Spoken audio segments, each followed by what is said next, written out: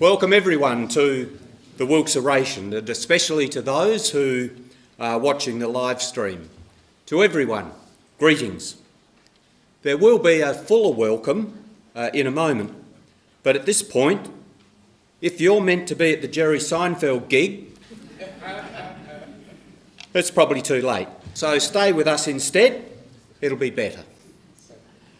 My name is Michael McLaren and I'm a chartered accountant. People think I spend my days immersed in numbers. Not so. I spend my days becoming an expert in admin. So, to the admin, because I have absolutely no expertise that allows me to be in charge of housekeeping. Here at Christchurch and ELC, we are respectful. We're responsible drinkers. This is a no smoking, no dancing venue. Toilets are at the front of the building, left and right, and also down the hallway to my left.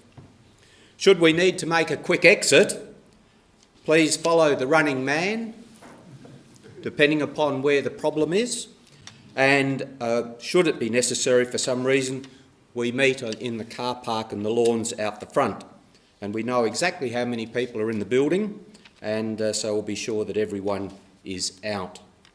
So thank you for listening to those short admin points.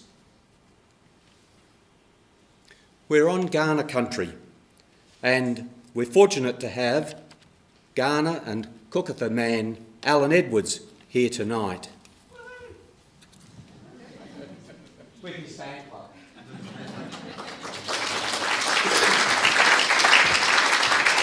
Lovely. Thank you, Michael. One of the things I enjoy about coming along to these events, particularly in churches, is that no matter how cold it is outside, I'm always greeted by a room full of smiling faces, and it's wonderful. Now, I know the heaters are probably turned up to the highest setting possible, but there's still a beautiful atmosphere in the room. I think it's great that we can all come together and share each other's company, each other's thoughts, each other's ideas, and I'm looking forward to learning a lot more from the oration this evening. The land we are gathered on this evening is a traditional land of the Kaurna people, whose traditions, culture and beliefs are still practiced today as they have been for thousands of years. I acknowledge those of you here from other areas, other countries, other cultures, and I respect that you too have your own tradition, culture and beliefs. Also pay my respects to all of our elders, past, present and future, for without our elders we wouldn't have the stories, the knowledge and the wisdom that we all possess today. As a local Kaurna Kukatha man, I'd like to welcome you all to Kaurna country and welcome you to this evening's annual Wilks Oration. Thank you.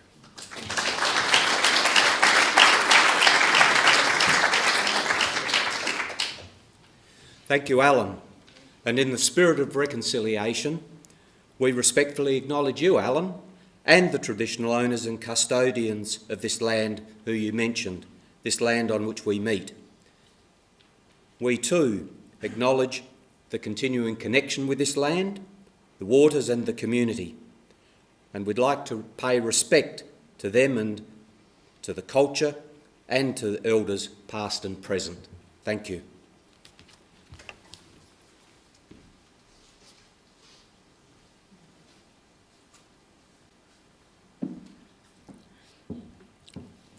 I'm Margaret Calder from the Effective Living Centre, and I'm very happy to welcome you tonight on behalf of the conveners and the committee of the Wilks Oration. It's a very special occasion for us each year to have this oration. And today I'm here to particularly welcome our moderator of the Uniting Church, Reverend Peter Morrell, and behind him we've got the Mayor from Unley Council, Michael Hewitson, who is always here at our Wilks Oration. And one of his councillors is here with him too, and we're very, very pleased to have you all. I did want to say that we have had an apology that I do need to mention, and that is Dr. Michael Wilks.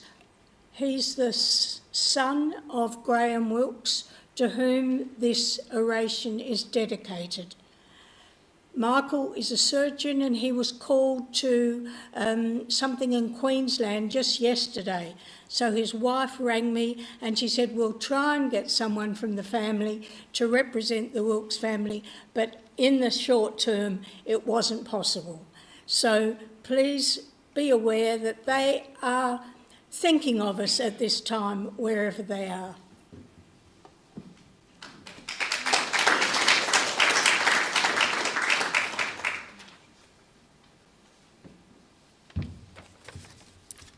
I'm Julie Redman. I was the founding chair of the Effective Living Centre.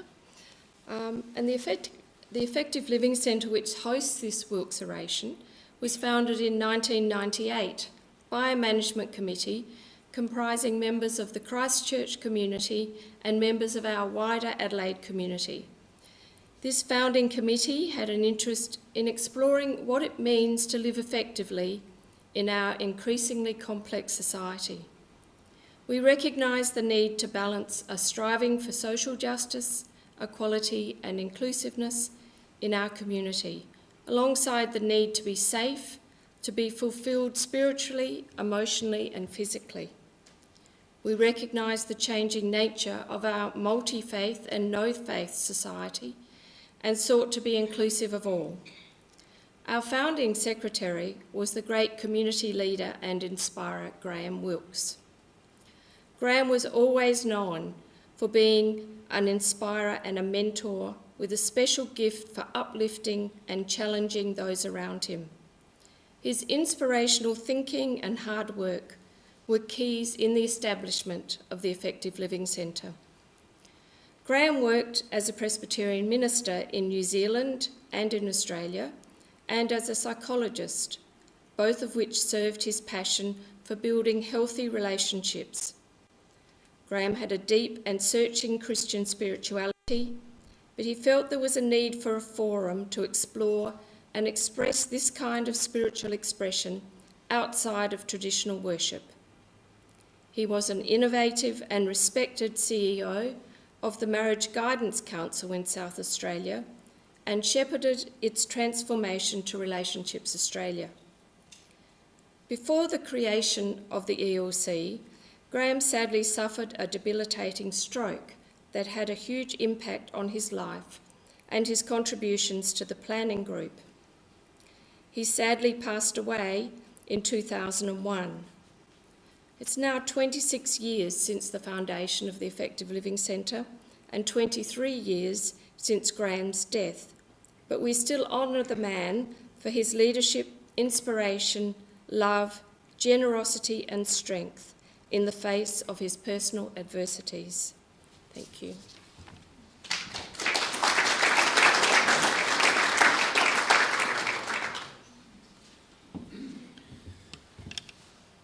When you came in, and I realised that we probably left you seated for perhaps a bit too long, for which I apologise, but we had the chance to listen to some wonderful music, and Anthea Trevelyan and Graham Falkenberg would like to play one more piece for us before we move further into our oration.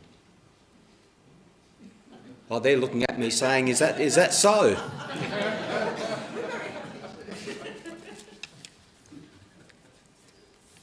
Make it up as you go along, that's what I would do. Thank you.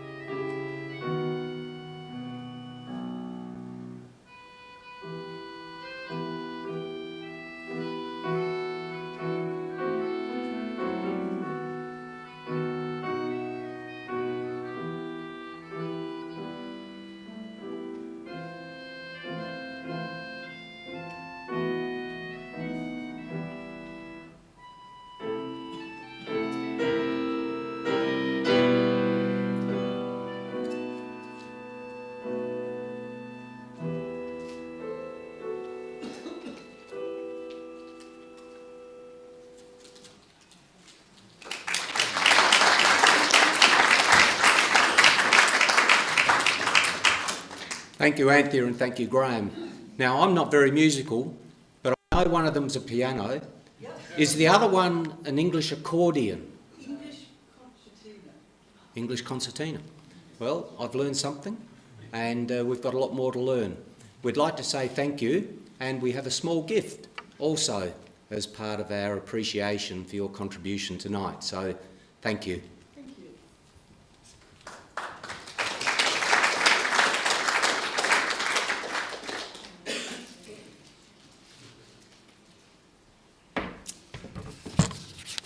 Well, hi everyone.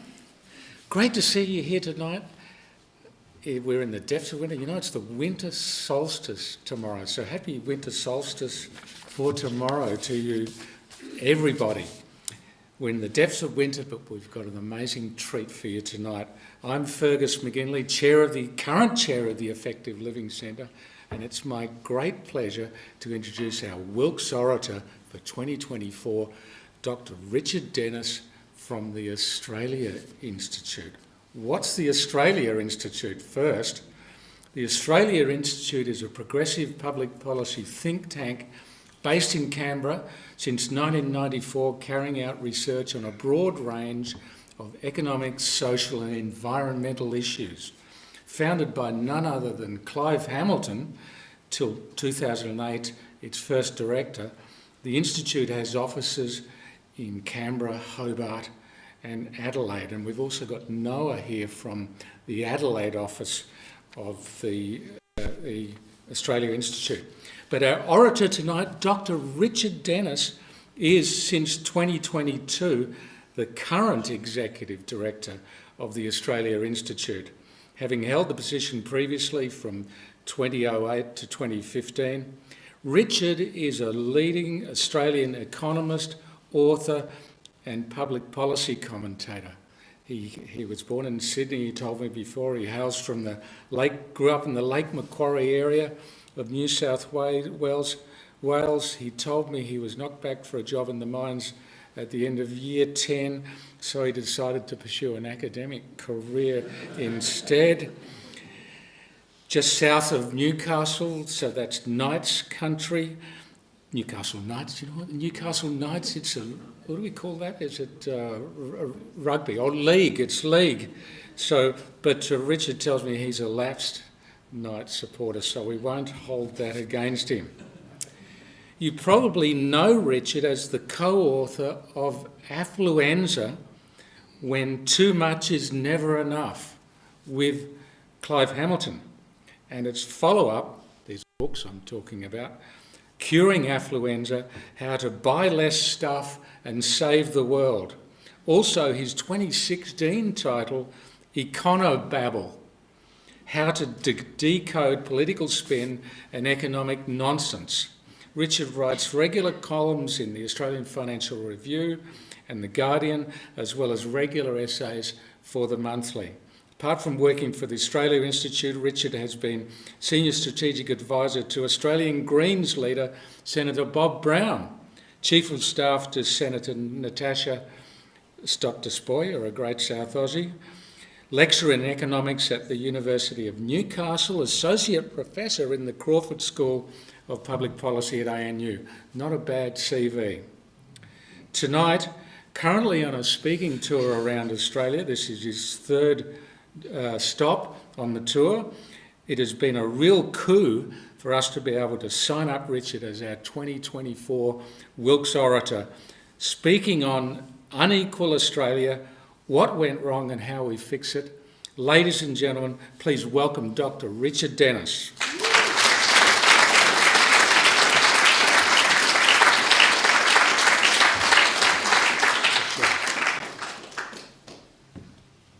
Thank you. I've never heard anyone read my CV with such enthusiasm before. It made me think it wasn't too bad. Look, thank you so much for the warm introduction, for the welcome to country, and of course for all of you coming out tonight. It really is an honour to give the Wilks Oration. It really is a privilege to be here tonight, giving a speech about something important to me in an environment where literally, this is named in honour of a man who was trying to get us as a country, as a nation, as a community to think about what it is, to be a good citizen, what it is we're trying to achieve as a country. Congratulations to all of you for the work that you've done at the centre, and indeed to keep that conversation going alive, to keep that passion for change and for thoughtfulness about what we're trying to do going. It's, as I hope I'll expand on tonight, it really is the centrepiece, I think, of what it is to be a good member of a community, indeed a citizen. And while I'm an economist, and I know most of you like to come out on a winter's night to hear an economist, it happens all the time. But a lot of what I'll talk about tonight is how we've actually kind of replaced conversation about the society we want to live in, conversation about what it is to be a good person, a good citizen, a good friend. We've replaced that with what it is to have a good economy, what it is to, how much money we need to retire, or, what's going to happen to house prices next year. I assure you, as an economist, I'm as bored and insulted by that as perhaps a lot of other people. But boy, it takes up a lot of space. It takes up a lot of space in our public debate. It takes up a lot of space in our democratic debate. And again, as I'll expand on tonight, I think that's no accident. We've actually replaced important conversations about who we are and what we want with conversations about how to make sure we can all have more stuff. And obviously the topic of my talk tonight is about inequality. But we don't actually talk about inequality very much in Australia. We talk about things like the housing crisis. I hate to break it to you, the houses are fine. The houses are not in crisis. Poor people can't afford them. I think that's a crisis. But we're not talking about how hard it is to be poor in Australia in 2024. We're not talking about why it is that we build holiday homes for the holiday homeless rather than homes for the homeless. We're talking about a housing crisis, to which, of course, the solution is to build more homes. Okay, but who are we going to give them to? Does anyone here think if we build enough homes that homeless people will get them? Does anyone here think if we build enough homes that we'll go, oh, we better give them to those young homeowners over there? Of course we should build some more homes, but isn't it just as important, if not more important, to ask how come some people have so many homes? And indeed, how do we make sure the new homes we're going to build are going to go to the people that might need them? But when we talk about a housing crisis, we don't have to talk about the people, do we? We just make it about the houses. So thank you, I mean it, for inviting me along tonight. I really am honoured to be here. I really am proud to be here, and I really am relieved and happy to know that around the country there are groups of people that want to sit and talk and think about these things and figure out what it is to be a good citizen and what it is to live in a good community. Because whether other people are talking about the economy too much or not, we have to decide for ourselves what these important things are. Now, I don't know if many people here have heard me speak before, but I usually start a speech with one joke. It's been working for many years now, and that is that I think power corrupts and PowerPoint corrupts absolutely. But I'm going to try and break with that tonight. I'm actually going to use some PowerPoint slides, but I confess I'm a little nervous. I think the screen might be a little small for everyone at the back to see some of the points I want to make. But we'll see how they look up on screen, and I assure you what I'm about to say, I'm going to talk about inequality in Australia, talk about how, importantly, how other countries make different decisions than we do, how other countries are delivering quite different outcomes than us. So I'm going to try and put up some data. I know that. How about that? Not just an economist with a PowerPoint presentation on a Thursday night. Your friends at Seinfeld must be jealous. Let's face it. But again, I'm lowering your expectations because I am worried the screen's a bit small. So if it doesn't work, it's going to be fine. If it does work, we're going to have some fun. We're going to have some fun either way. But before I get to that, before I show you how other countries make different decisions to us and in turn have a different society than us, I want to talk a little bit about, I've called the talk "What Went Wrong" and how to fix it. I want to talk a little bit, I don't know if the term means much to you, but in economics we talk about neoliberalism. It's just kind of the idea that government is bad and the market is good. That we just need to cut taxes and cut government spending and privatise government services and keep wages low. And if we cut taxes enough and cut spending enough and cut wages enough and sell off enough things, then one day we'll be rich. Right? One day we'll be happy. Well, we've been doing this for 30 years and we've got a housing crisis. And we've got a cost of living crisis, and we've got a climate change crisis, and we've still got all sorts of unresolved inequalities in Australia. Inequalities when it certainly comes to men and women, gender pay gaps, Indigenous life expectancy gaps. It's like we spent 30 years cutting taxes for rich people and forgot to solve all those other problems. So what I think, we talk a bit about in economics at least, and we talk about neoliberalism as an economic project, that we can grow the economy if we do these things, and if we grow the economy enough, the benefits will trickle down to people. But neoliberalism isn't just an economic project, it's a political project. It's a political project that divides and conquers. It's a political project that puts the individual front and centre and says, not only don't worry about other people, look after yourself. Neoliberalism doesn't just tell us to not worry about other people, it actually tells us not to trust other people. It says, well, sure that person might be poor, but they must have made some bad decisions, mustn't they? We should blame them. We've been trained to blame people for the circumstances they find themselves in. Now, I'm not saying individuals can't make bad decisions. I'm not saying that sometimes people don't cause their own grief. I'm not saying that at all. But we've been trained to assume that if individuals are doing it tough, then it's probably the bad decisions they've made. And whether it's the unemployed who chose to study the wrong things or didn't search hard enough, or maybe it's people who are poor in old age who should have, I tell you, put more aside when they were younger. We've been trained to believe that it's individuals that are the root cause of most of the problems we see, and that we can all lift ourselves up by our bootstraps. And if we can get government out of the way, then we can all be free to be our true individual selves.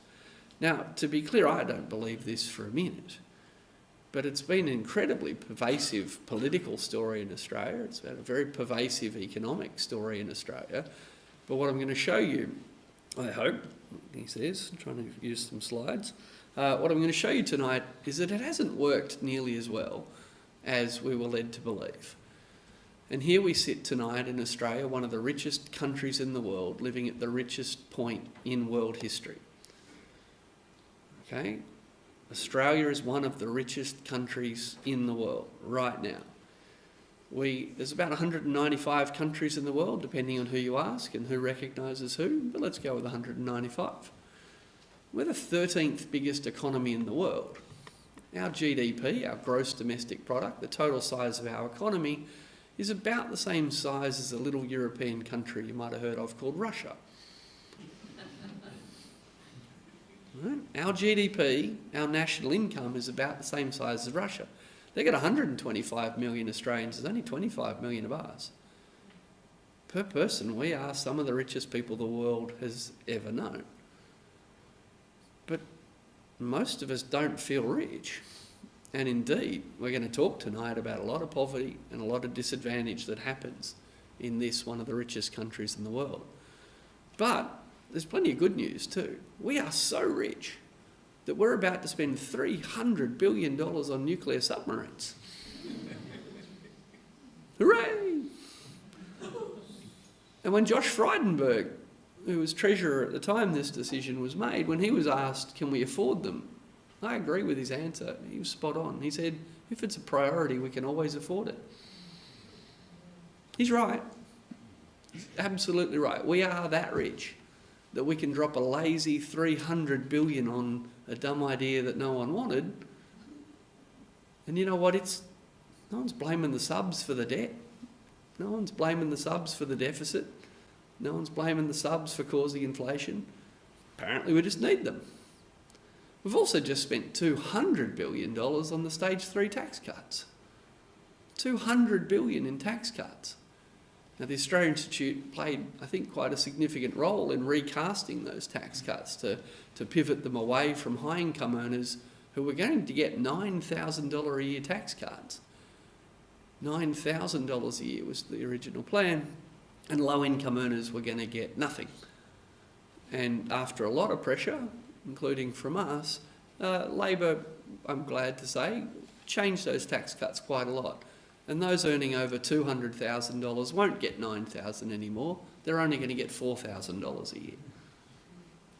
And by the way, that's kind of half of the cost of the stage 3 tax cuts. But to Labor's credit, everyone, literally everyone now who works will get a bit of a tax cut. But to be clear, we can afford $200 billion for tax cuts and $300 billion for subs. But we all know we can't afford to increase unemployment benefits. So what neoliberalism has kind of trained us to do, it's trained us to think about individuals as being the cause of their own problems. The argument has always been that we need to do this so that Australia can be competitive. We have to compete with the rest of the world. We need to be competitive. But it's actually trained us to be competitive with each other. It's actually trained us to think, I have to look after myself and you have to look after yourself. And that maybe I should help the unemployed, but maybe the unemployed are lazy, so maybe we shouldn't have generous unemployment benefits. Because to be clear, we're one of the richest countries in the world. We choose to have the lowest unemployment benefits in the developed world. But rather than say that's the choice we make, isn't it just politer to say we can't afford it? Doesn't that take the pressure off? We can afford the subs, we can afford the tax cuts. Oh, I'd like to help the unemployed, but we just can't afford it.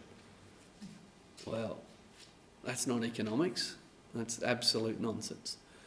So the key point that I want to make tonight is that our governments, on our behalf, their choices, the choices our governments make, are far more important when it comes to shaping our society than the choices that we as individuals make. I'm not saying that governments should run our lives. I'm saying if you want to understand what's causing inequality, if you want to understand why schools are better in some parts of Australia than they are in remote Australia, if you understand why women over 65 are far more likely to be homeless than men, if you want to look at inequality and understand it, the point I'm making tonight is that the choices our governments make are far more significant than the choices that individuals make.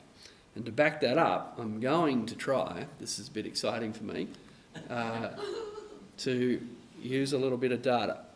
I heard a gasp then.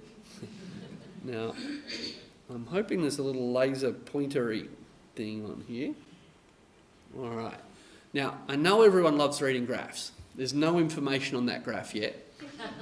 So I said I'm not sure you'll be able to see it. For those at the back, there's nothing up there yet.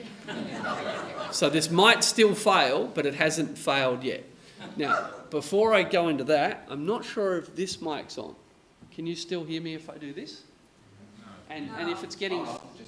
But also if it's getting filmed, do I need to stay there? Yes. Nearby. Nearby? Yeah, is that working now? Or maybe I need to turn it on. It's all very exciting, isn't it? Remember I said power corrupts and PowerPoint corrupts absolutely? Mics are nearly as good.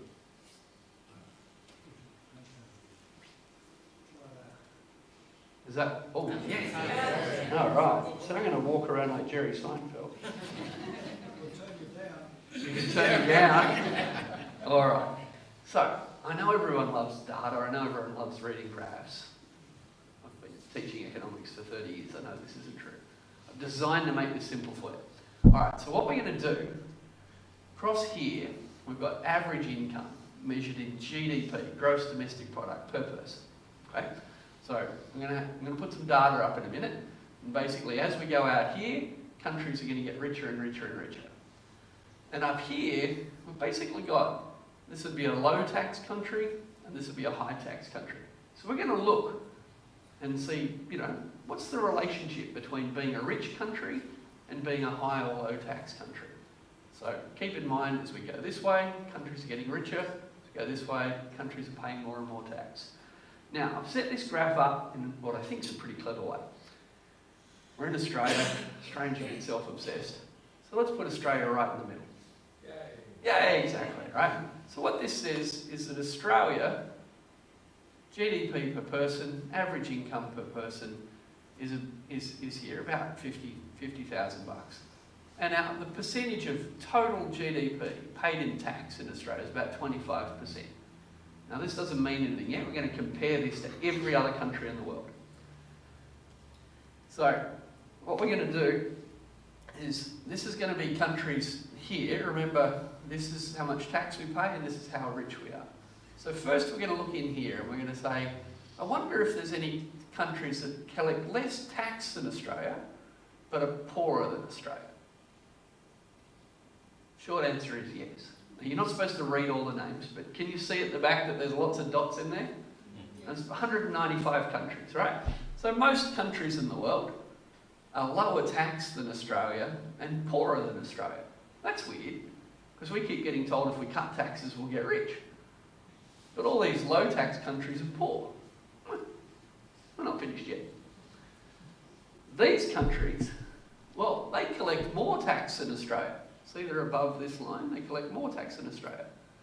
But they're still poorer than us.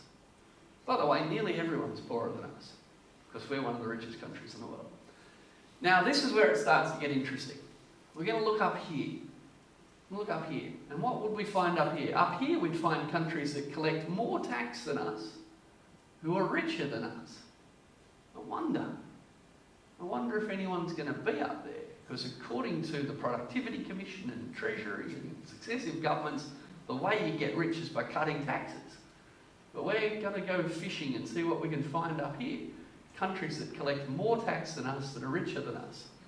Oh, quite a few. Let's have a look. Denmark, Sweden, Netherlands, Norway, Germany, Iceland, Luxembourg over here, tax haven. Now, let's have a think. This is kind of where Australia's always obsessed. Let's get richer by cutting taxes. So I wonder if there's any countries down here, because they are going to be richer than us, but lower tax than us. I wonder who's down there. Oh, there's a couple. Switzerland, well, not really lower tax than us. United States, a little bit richer, a little bit lower tax. United Arab Emirates, petro-state. Brunei, petro-state. Saudi Arabia, petro-state. Qatar, petro-state.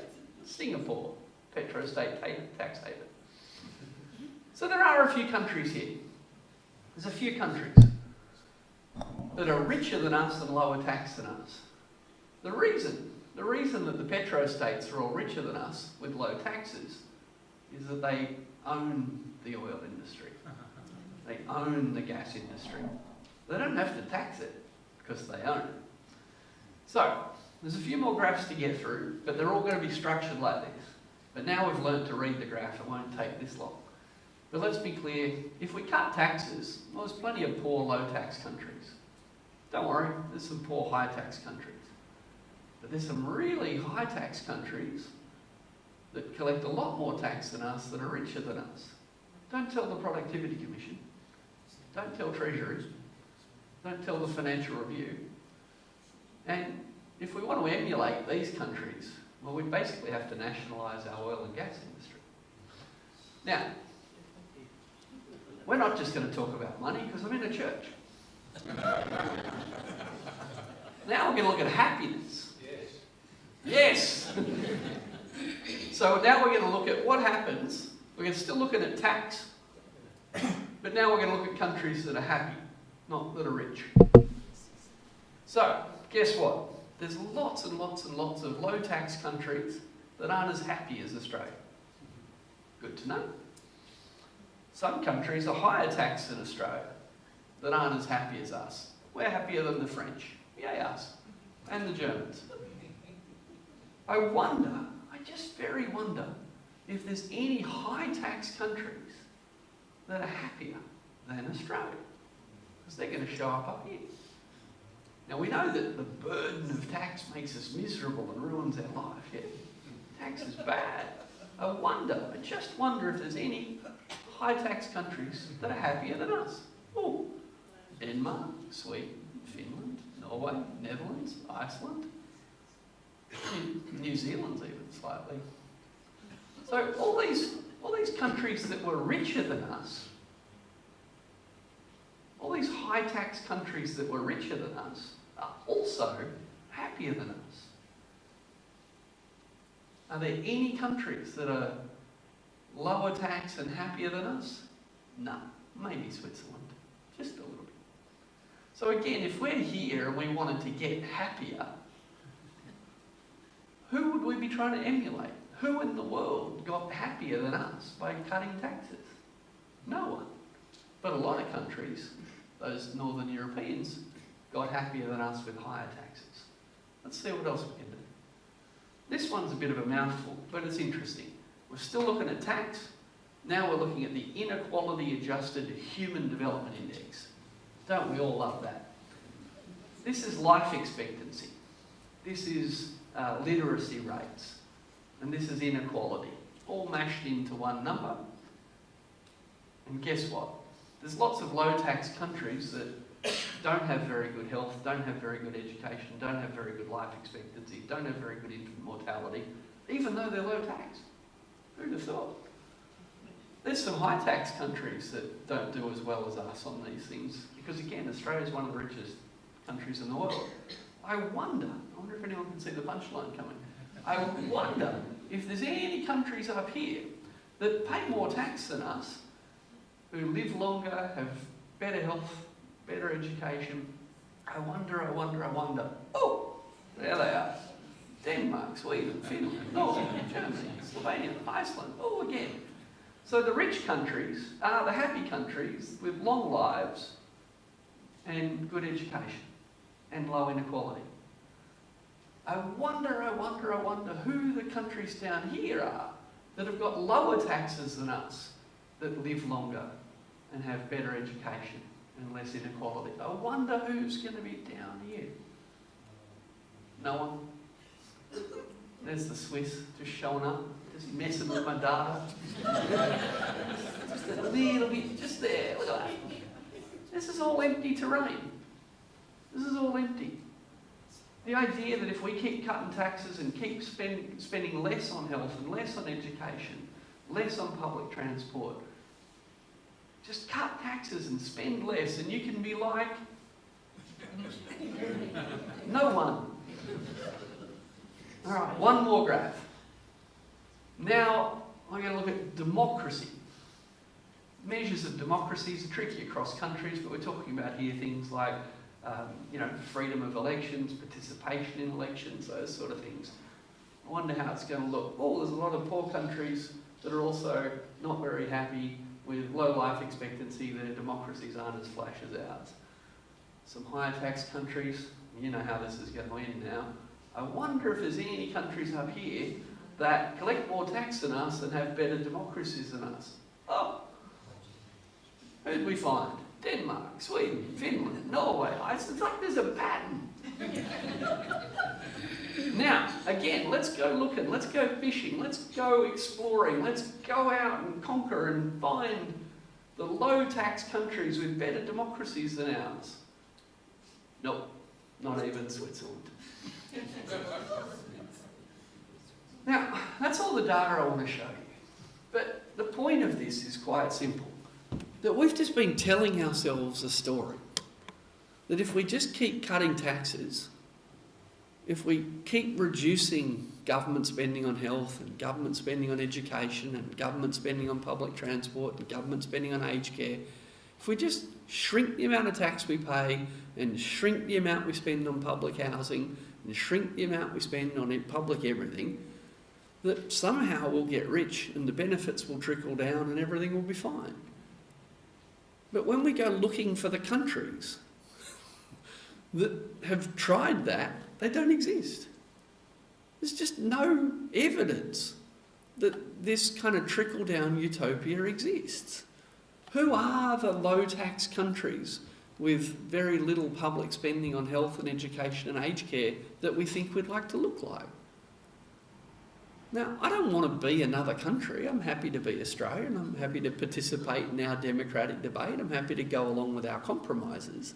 But for decades, we've been told that we have to cut taxes and we have to cut government spending and we have to sell off public housing and we have to have private schools and we have to have private health insurance. We have to and we have to and we have to.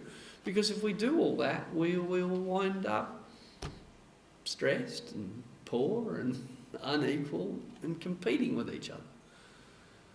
So when we think about what causes inequality in Australia, well, successive decades of public policy decision making have made inequality in Australia worse.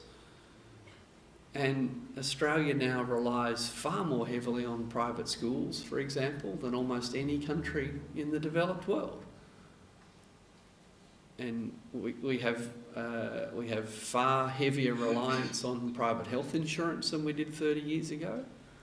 Again, far more heavy reliance on private health than they do in the Northern European countries. Now, we've kind of trained ourselves to think that it's okay that the public health system's not very good because that's why you get private health insurance, so you can get access to the good care. That's inequality. That's what we're selling there. We're saying that, well, there's the health system if you haven't got any money, and if you don't want to walk around in pain for 3 years waiting for your hip to get replaced, well, you pay cash and you jump the queue. We've built inequality into pretty much every step of Australian public policy making. And we've been told that doing this would make us more efficient, would make us more competitive, would make us richer, would make us happier. But again, there's just no data at all to back this up.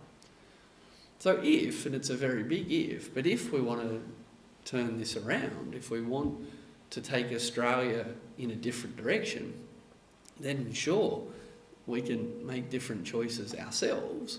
Sure, as individuals, we can always do things to improve our own lives, our friends' lives, our neighbours' lives. But when our governments are literally creating inequality in the way that they design and implement policy, then we can't be surprised that there's so much inequality in Australia. So if, again, it's democracy, if, it's a big if, we wanted to turn this around, what are the things we could do? Now, I'm going to list a whole bunch of things we could do, and I'm very happy to, and we're going to have time for questions, and I'll happily expand on a lot of the things that I think we can do if we want to. But before I do that, I want to talk a bit about what I think the role of an economist is, what the role of economics is in a genuine public conversation about what kind of country do we want to be, what is it to be a good citizen, what is it to be a good friend, what is it to be a good neighbour. I want to talk about what the role of economics and an economist is in that conversation.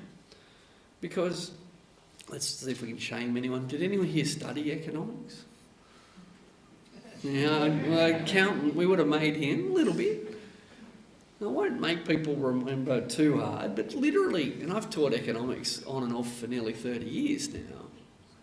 When we start to teach economics, usually in the first lesson, we kind of talk about what economics is and what it's not. And we say that economics is the science of the efficient allocation of scarce resources. There's a mouthful. the science, maybe, it's a bit objective, of the efficient allocation, who gets what? The allocation of scarce resources. So when things are scarce, like a house, like a meal, like a car, when they're scarce, when they're not infinite, we have to allocate them.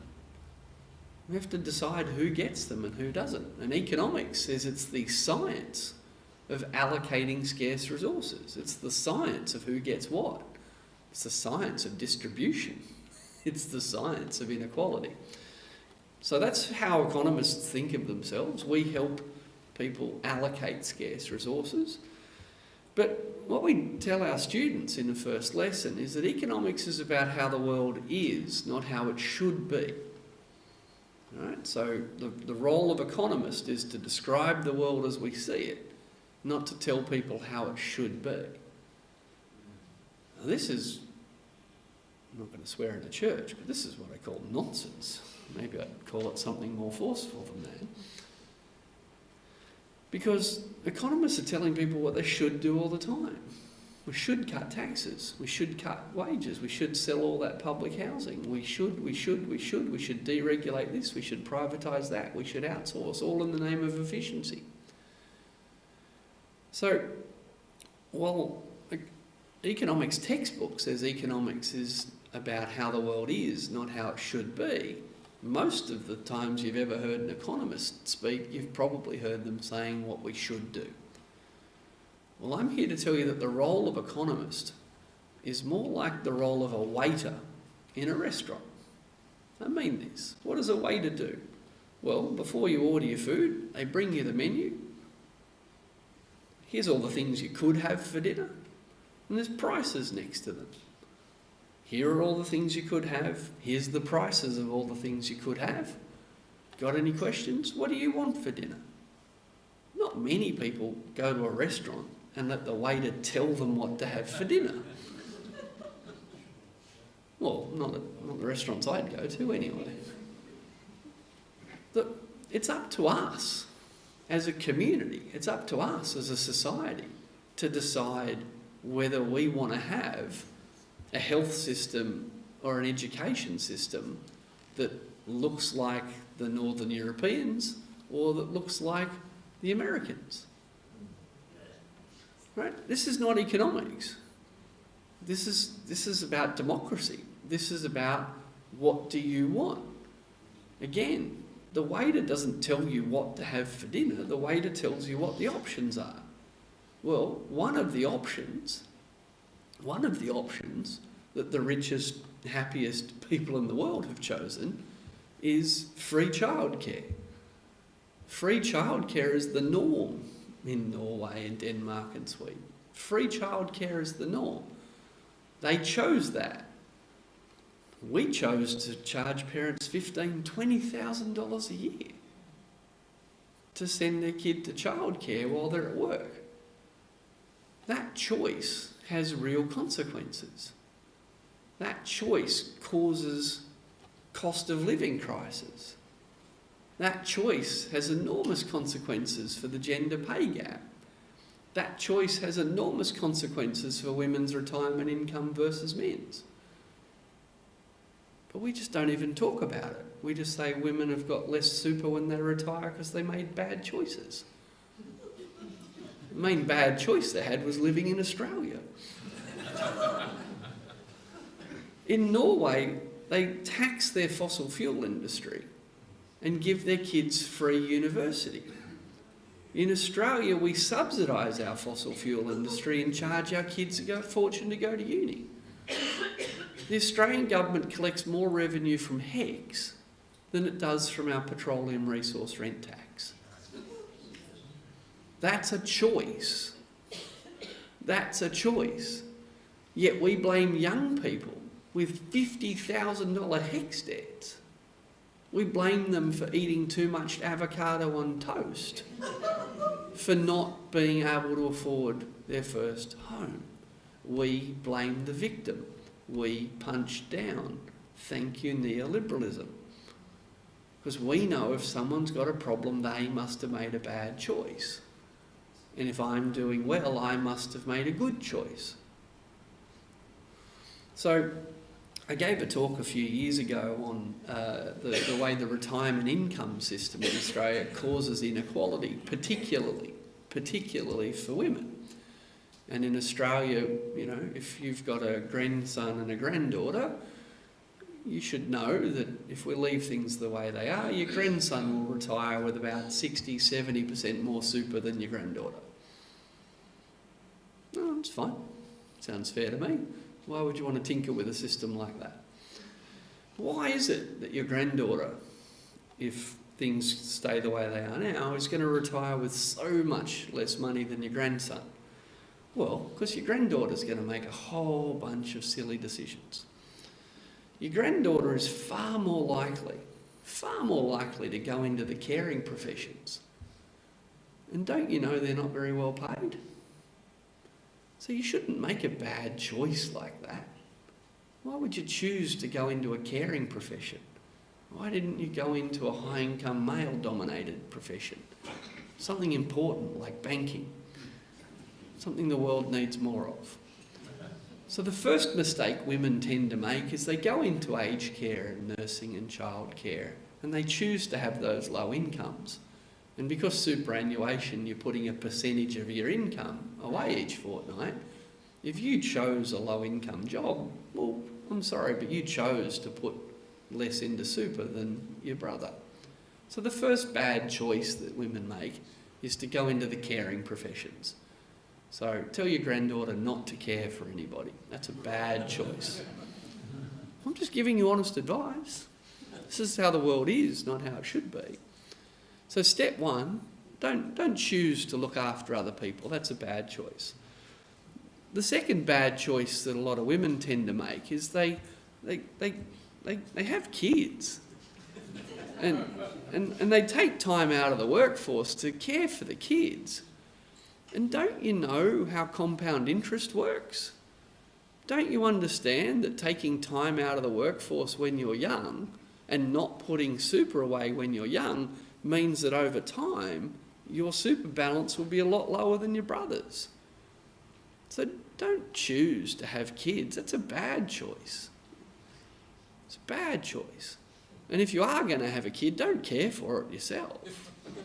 That's another bad choice that women keep making. And then the other bad choice that women make is that as they get older, often their parents or their partner's parents need some care.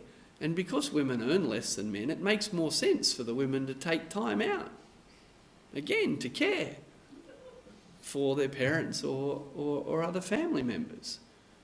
And then rather than kind of, incomes usually grow with age, so rather than being at that age in life where you've got a bit of spare cash, where you can put a bit of money into super, which is the responsible thing to do, all these women are off caring for their parents or their partner's parents again.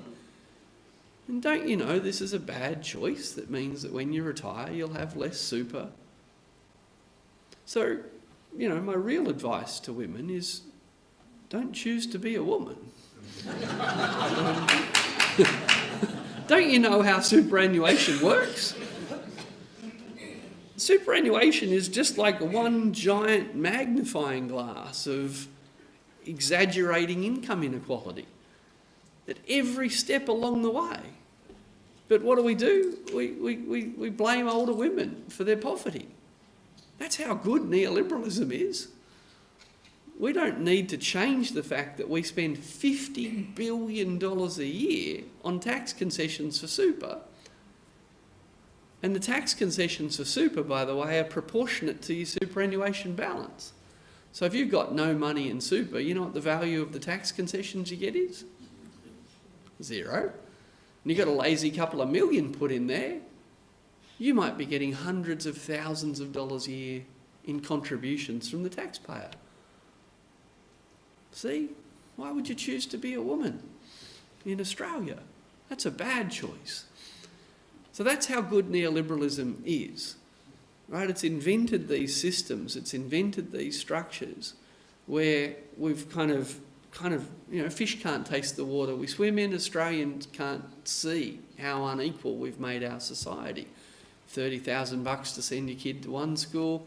Sure, you can send your kid to the public school. It's not terrible, but, you can't complain about the quality of the school. If you're that unhappy about the school, why don't you send your kid to the private school? It's your choice. Don't feel like waiting a couple of years to get your hip replaced? We should choose to have private health insurance. Can't afford private health insurance? Should have chose to get a better education, I suppose. Now, I know you wouldn't do this, but I'm a bit worried about the person sitting next to you. Because a lot of other Australians go along with this. But I don't actually think they believe it.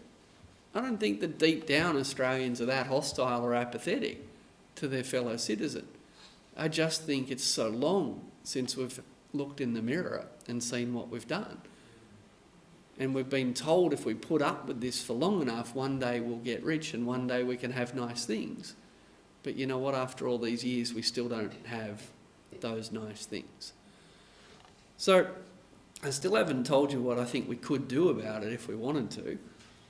But it's really important to understand that we didn't get into this situation by accident. The cost of living crisis, we talk about it like it's bad weather, like it's a storm that hit us. We don't talk about it as if the supermarkets are increasing the prices of the things they're selling, that the energy companies are increasing their prices. We're not talking about the fact that landlords have increased their rents a lot, and that's why young people can't afford the rent. We just talk about the cost of living crisis, just like we talk about the housing crisis. Right? We even talk about the climate crisis. We go, oh, what a wicked problem. If only there was something we could do. What, like stop building new coal mines? No, something else. What about stop building new gas? No, not going to do that. All right, so we're looking for a solution to climate change that doesn't involve reducing fossil fuels. Yeah, that's the one. No, I can't find that. Oh, well, let's just talk about the climate crisis. It's not a climate crisis, it's a fossil fuel crisis. Right? The science is crystal clear. We put too much carbon dioxide into the atmosphere. How did we do that? We burnt too much fossil fuels. What are we doing in Australia? Opening new coal mines, opening new gas wells. How's that going for the climate? Yeah, not good. But we need it for the money, right? Everyone knows we need it for the money. It's just that 56% of all the gas we export in Australia, we gave the gas companies for free. No royalties, zero, not a cent. 56% of the gas we export, no royalties paid. You might have heard of a plucky little startup company called Exxon. They drill for oil and gas in Australia. You know how much company tax Exxon's paid in Australia? Not a cent. But aren't we kind to them? Aren't we generous to them? Good on them. Little doers, having a go. We give them our gas for free. They sell it overseas, make a fortune. Maybe one day they'll make enough to pay some tax to us. So when we talk about making the gas industry, remember all those rich petro states that were low tax? There's only one way to be low tax and richer than us, right? And that's to own the natural resources. When we talk about, say, well, what if the gas industry had to pay a lot of tax? You know what the gas industry threatens to do? Well, no, they say, well, we won't build any more gas projects. And I think, good. That's the point. According to all the climate science, we need you to stop. And the threat they make to us is if you make us pay some tax, we'll stop doing the harm. I could go along with that. We give away around $10 billion a year worth of gas to foreign-owned gas companies. We're a generous people. Good on us. I've just been telling you how selfish we all are. Can't help the unemployed, can't help the sick, can't help the women with their retirement income. Gas industry, sure, mate. Let us help you out. $10 billion worth of free gas. What about $14 billion a year in subsidies for fossil fuels as well? $14 billion a year, according to a top secret document called the budget papers. These are the government's numbers. These are the government's numbers. So here we are in one of the richest countries, one of the richest points in world history, feeling poor with very expensive submarines, $200 billion worth of tax cuts, free gas to the world gas industry, subsidies for the gas. If only there was a way to reduce inequality. I'm going to let you puzzle on that for a minute. There might be some questions about it. It gets worse. What all of the economic evidence says is that reducing inequality is good for economic growth. Now, to be clear, I don't think economic growth is the be-all and end-all. I'd rather live in a rich country than a poor country, but I'd rather live in a nice country than a nasty country. But the irony is, if we wanted to look at what the economic evidence says, according to the pinko lefties at the International Monetary Fund and the World Bank and the OECD, reducing inequality is actually good for the economy. Why would that be? Well, there's lots of reasons, but the main one is, like giving free childcare, it increases participation. It genuinely makes it easier for people to participate in the economy, to work at the kind of things they're good at and like to do, to not get sick and be unable to work, to feel supported in all sorts of ways, to make sure that everyone gets pretty good education, to make sure that everyone gets access to pretty good health. So there's overwhelming economic evidence for why we should pursue less inequality, more equality. But to be clear, I don't think that we should do that because it makes sense for the economy. I think we should do it because it makes sense for us. I would rather live in a society where when people fell on hard times, they didn't fall as hard as they did in Australia. I would rather live in a country where if people need a hip replacement, they get one. They get one when they need one, not that they walk around in pain for 3 years before they get one. But again, that's not up to me. That's up to all of us. These are the choices that we have to collectively make when it comes to what kind of government policies that we want to have. Now, again, I'm an economist. I like economics. I think economics is simpler than people let on. Economics 101 says subsidise things you want more of, tax things you want less of. In Australia, we subsidise fossil fuels. In Australia, we tax going to uni. These choices matter. The choices that we make when we elect governments matter. They are the underlying causes, or they're the amplifiers of so much inequality. Yet we're told that in order to reduce this inequality, we have to have $4,000 a year tax cuts for high income earners. We're told that while everybody in Australia is told that the way to get rich is to borrow lots of money and buy a house, why wouldn't governments borrow money and build houses? It's complicated, isn't it? Let's think about this. Everyone else in the country is told, if you don't borrow money or save up a deposit, borrow money and go and buy a house, you've got to get on the ladder. If you don't get on the ladder, you'll never catch up. We spend a fortune on tax breaks, encouraging other people to invest in housing. Yet here we are living in a country where we've been selling off the public housing stock.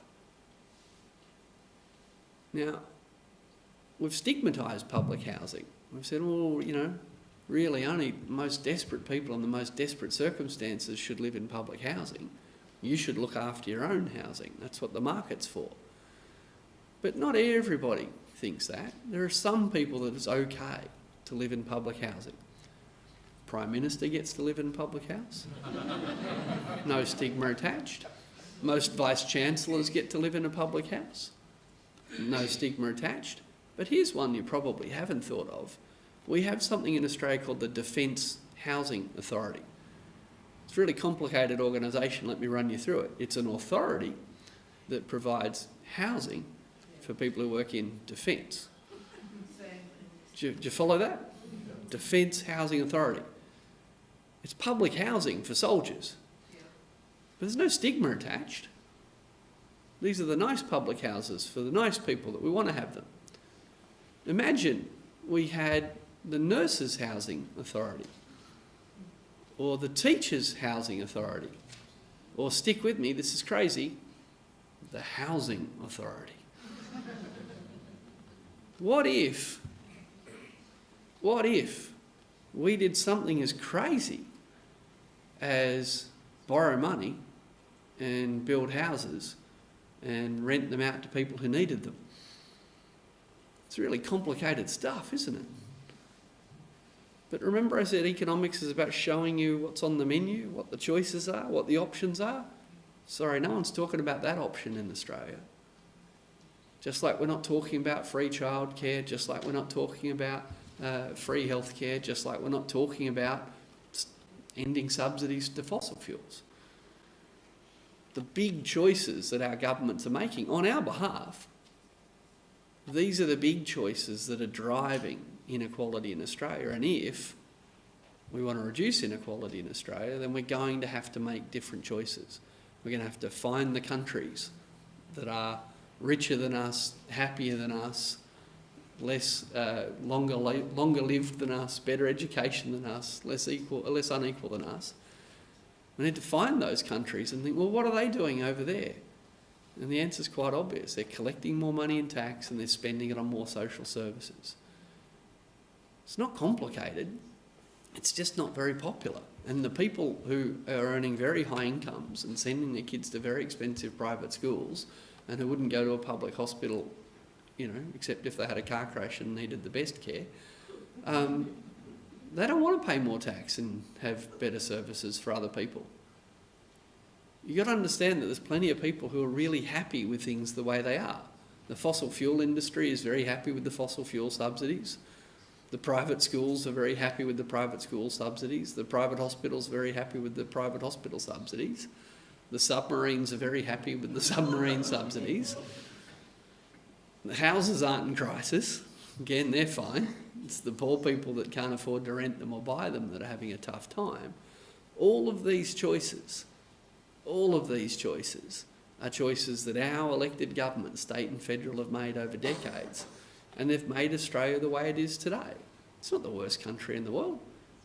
Australia's a nice country to live in for a lot of people. But the gap between those with the most and those with the least is rising. And let me just wrap up on some really simple economics to mess with your head. There's only one way that you can close the gender pay gap between men and women. It's to give women bigger pay rises than men.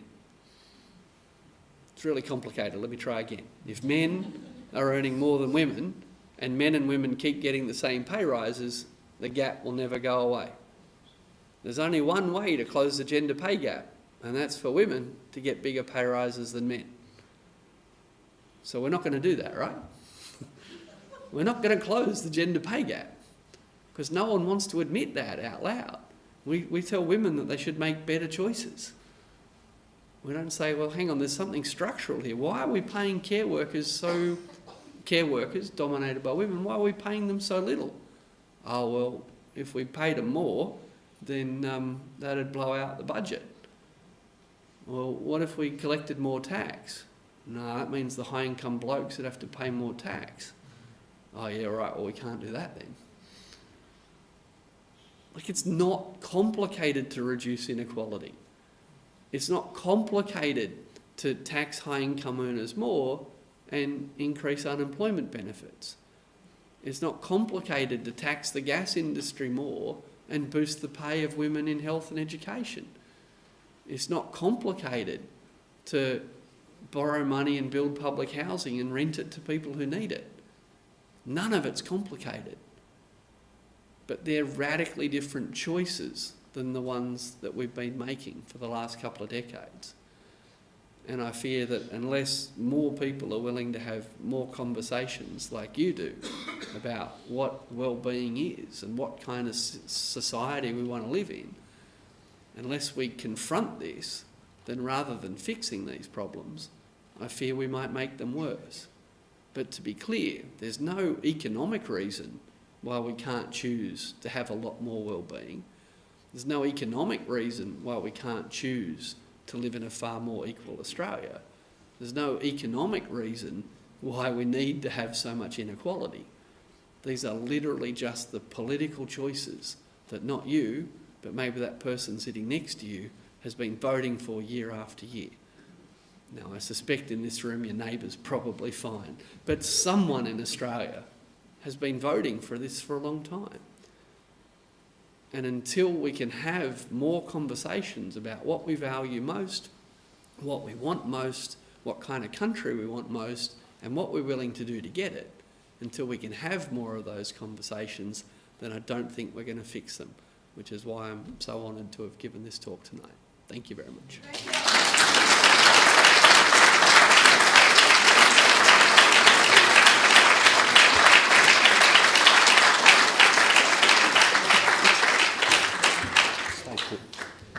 Now, we've got plenty of time for some questions, and I'll leave because it's fairly clear to me that Richard can handle himself with an audience like this.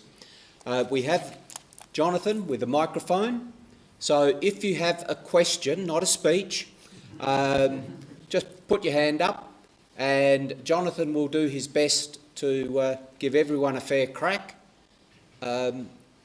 Equality, really. Starting with the man over there in the blue jumper.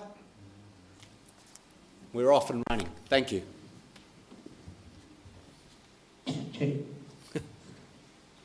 Thanks, Richard. That was awesome. I've heard you speak a few times about getting the conversation flowing, but one of the things I've not known the answer to, and I guess is why I'm posing the question to you, is that the media narrative is one that doesn't allow a lot of those conversations to occur. I also got to meet Al Gore a few years ago, and he wrote an awesome book called The Absence of Reason, and one of the things that he was talking about there was the inability for some of these conversations to occur because of the media narrative that was driven by those that don't want to see the change that you're talking about. Look, absolutely. But let's be clear. So does the media play a role here? Yes, it does. Australia has one of the most concentrated media markets in the world. This doesn't help. But to be clear, whether it was women getting the vote, civil rights in the US, protests against the Vietnam War in Australia, the media has never really been a force for progressive change. Like, let's not glorify the past, right? The good old days were not that great either. You might remember that great fan of democracy that used to own Channel 9, Kerry Packer. I don't really mourn the loss of these media moguls of the past. The ones we've got now are a problem. I just don't think it's ever been great. But let's be clear, we've overcome, we've driven huge change in democracies over hundreds of years under circumstances far more difficult than the ones we face in Australia. You know, I think about ending apartheid in South Africa. You know, they didn't need the media to do it. So you're right, it's a real challenge, but the challenge will always be there. The challenge will always be there. The media will always be more welcoming of the status quo than it will of people suggesting the kind of redistribution I talked about tonight. But at the same time, you know, I think that when I think about my own career, when I first started out lecturing economics and working in think tanks, you know, if I couldn't get a run on Channel 9 or in the Sydney Morning Herald, I couldn't get anyone to see what I'd done. Now I can tweet and have 100,000 people see it. So, you know, social media gets a bad rap and there's some pretty horrible stuff on there, but gee, there's some great stuff on there as well. And I would say that at this point in world history, it's never been easier to find other people who might share your interests. And there's certainly plenty of people that you can find that you might not want to meet as well. But it's actually a lot easier to organise a lot of things. I mean, the Australia Institute has 120,000 people on its email list. You know, that outrates a hell of a lot of TV and radio shows. Now, I'm not saying the media doesn't matter, but there are, including events like this, there are other ways for people to come together. And this isn't the only group that is thinking about these things. I gave a talk in Melbourne the other night, 350 people there talking about same sort of things. But almost always the first question, I'm going to love saying this tonight, the first question is usually, Richard, that's great, we've all had a great time, that was great, but you're preaching to the converted. And my line is, that's what churches do every Sunday. There's no problem with preaching to the converted. It's the best organising strategy in Western civilization. It's not enough, but it's a big part of it. So I know I haven't really given you an answer, but I think we don't help ourselves or our cause if we focus on that dimension, those barriers. They're there, they're real, and that's why we have to be creative in finding ways around them. And I mean it. Like, you know, some of the Australia Institute's social media stuff gets 500,000 views. You know, 20 years ago that was impossible. You had editors at the Herald or editors on Channel 9 who got to decide whether people could see it or not. In some ways now people get to decide whether they want to see it or not. So yeah, you're right to be concerned, but I don't think you should be despondent.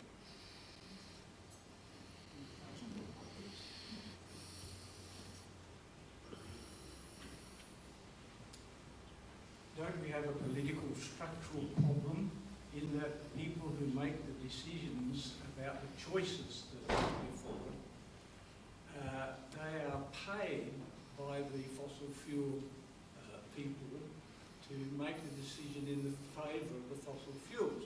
So we as a voter are not in a position, not readily in a position, to change either who is there making the decision or to force them to make a decision that we want rather than the corporations of the fossil fuel. Yeah, look, there's some truth in that, but the wonderful thing about foreign-owned gas companies, indeed, if there was such a thing, an Australian-owned gas company, they don't get to vote.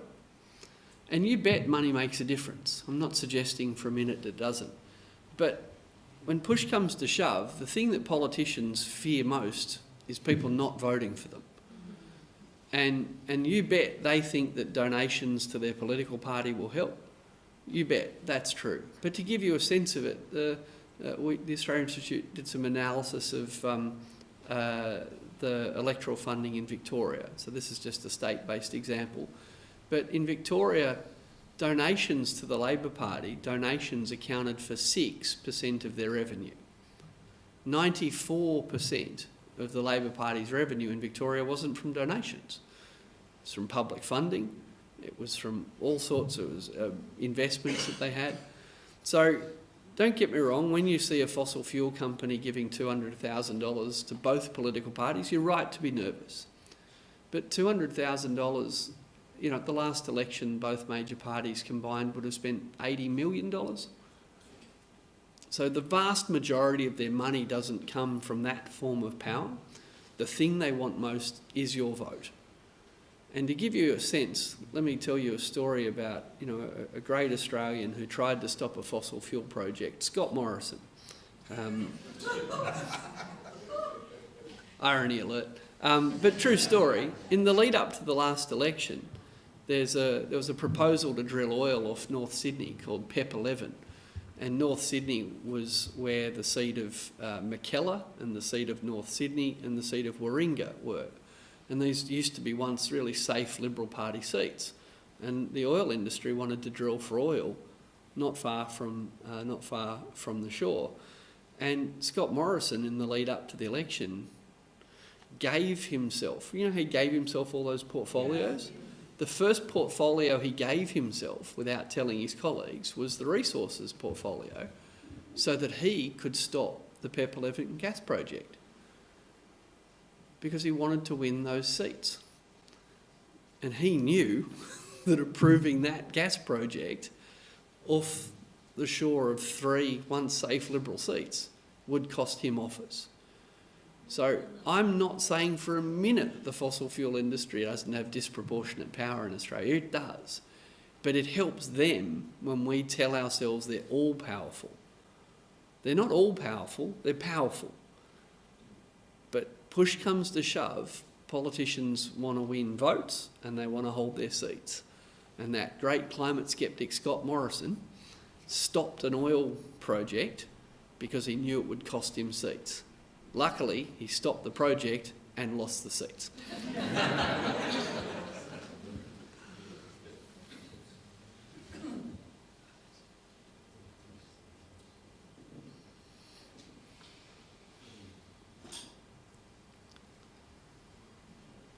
Oh good, I thought I'd made all the women so angry they weren't going to ask me a question. No. And I can talk about all the bad decisions that I have made.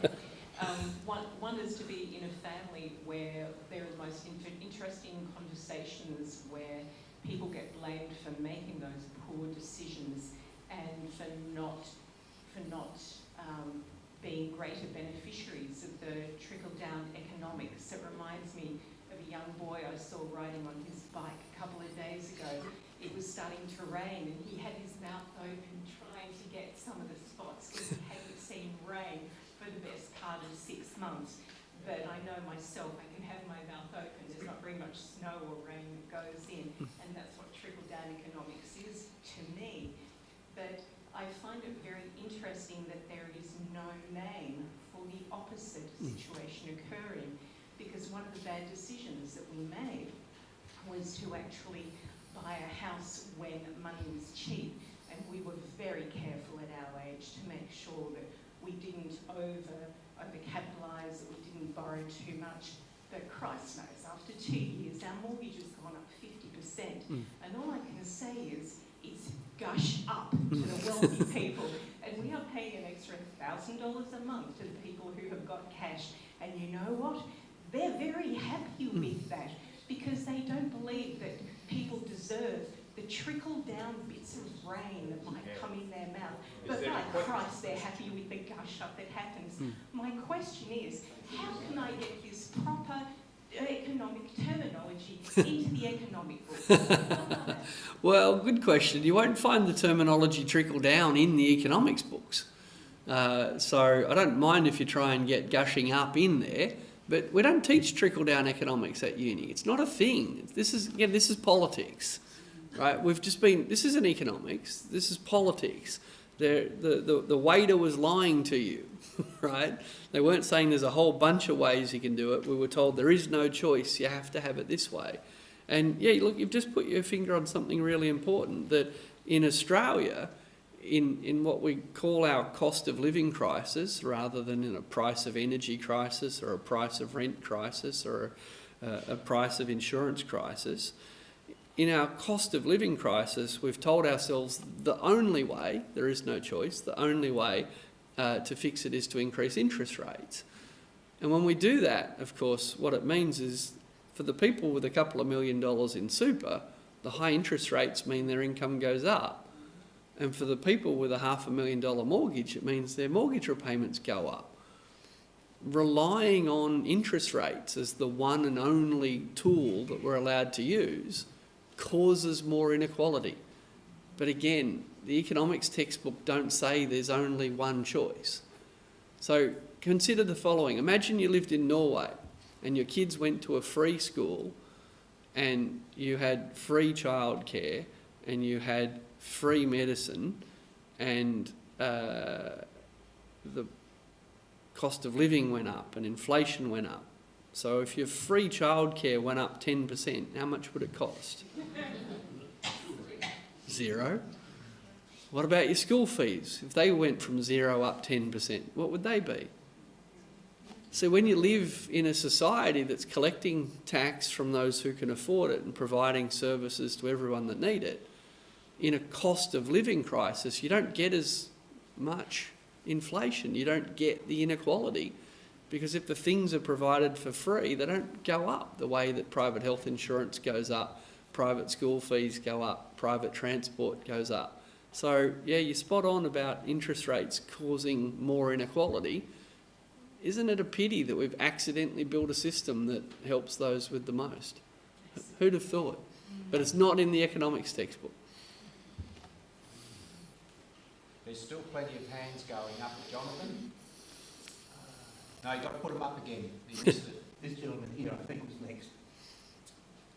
I find it hard to understand why neither of the governments have decided at some stage, why wouldn't they decide to charge on gas? I mean, yeah, maybe to bring it in to start with, but at some stage, why the heck do we still keep allowing it? I mean, I find it hard to believe that either government would not sort of say this is not good enough. Yeah, it's fascinating, isn't it? We need user pays for aged care.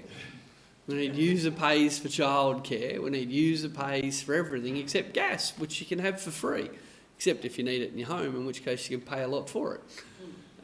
So, yeah, why hasn't either political party decided that we should make the gas industry pay? I probably get asked that question more than any other question, and I don't have a very good answer, but let me give you a political answer.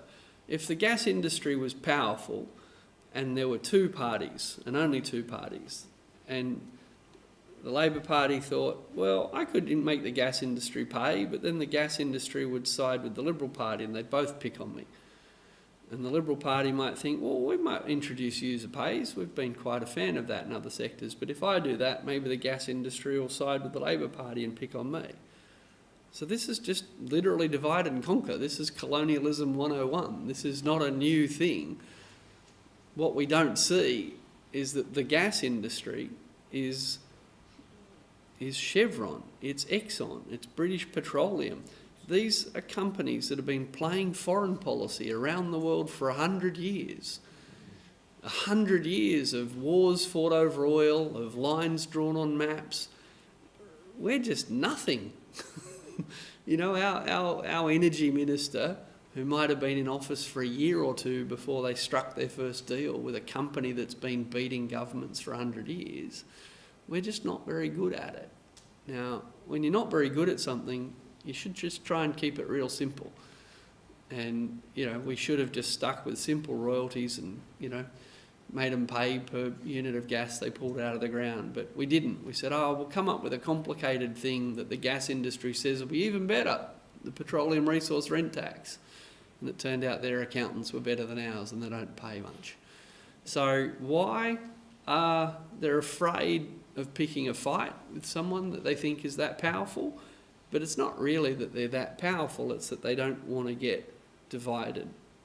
They'd actually rather stick together, avoid confronting the gas industry and fight about something like, why don't we argue about how nasty to be to the unemployed?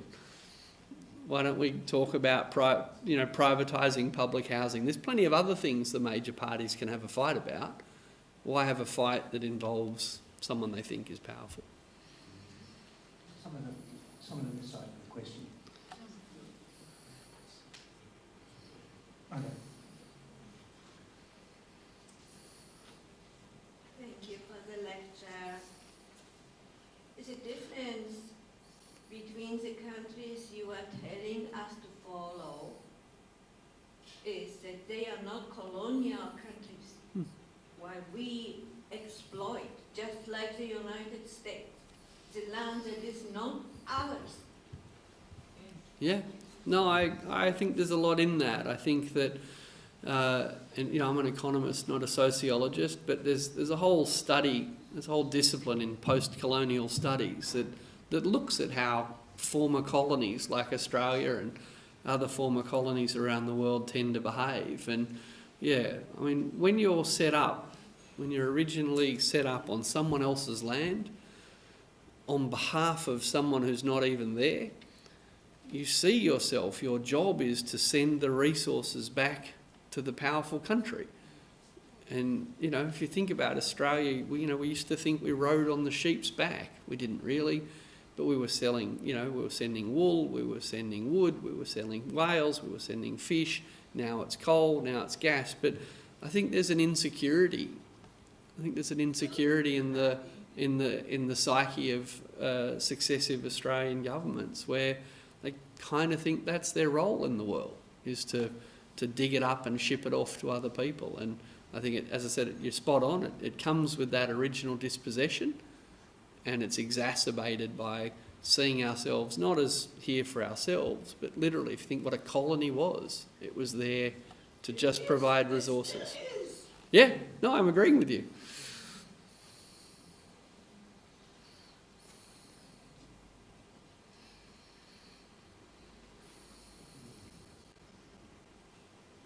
One of the things that we're fighting at the moment is inflation, of course, and one of the, I guess, the people who suffer the burden of that more than most, I would say, is those who have mortgages. And so the Reserve Bank, it puts up interest rates, and young people who have mortgages are the ones who are bearing the burden, whereas like older people who have paid off their homes, of course, it doesn't have that same impact.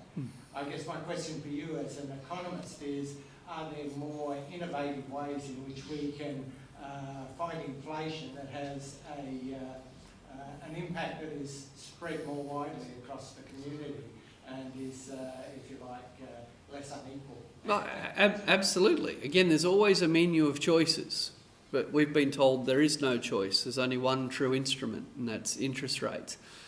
So a couple of things there. So in Australia, I don't know if you pay attention to this stuff, but we have we target inflation. We want inflation to be rising by 2 to 3%.